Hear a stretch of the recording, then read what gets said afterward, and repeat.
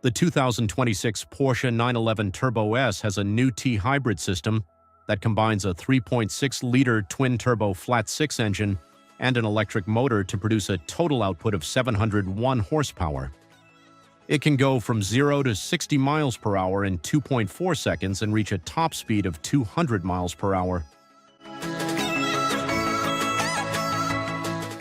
The 911 Turbo S is equipped with 20-inch wheels and 255/35 series tires in front, but the rear 21-inch wheels now have bigger 325/30 tires. Behind them is Porsche's largest carbon ceramic brake system ever installed on a 911. Air flaps in the front of the car keep the massive brakes cool, and dynamic front and rear spoilers help provide more downforce. A sport exhaust system is standard, as is Porsche's dynamic chassis control technology, which harnesses the car's 400-volt electrical system to reduce body roll.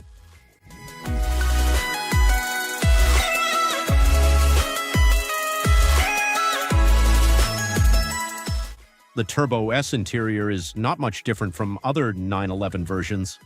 Similar to the modern Carreras, a two-seat arrangement is standard, with small rear seats available as an option. The 911 Turbo S convertible has only 4 seats. Regardless of body design, the front seats are standard 18-way power-adjustable sport seats, and the Turbo S comes equipped with all of Porsche's latest infotainment technology.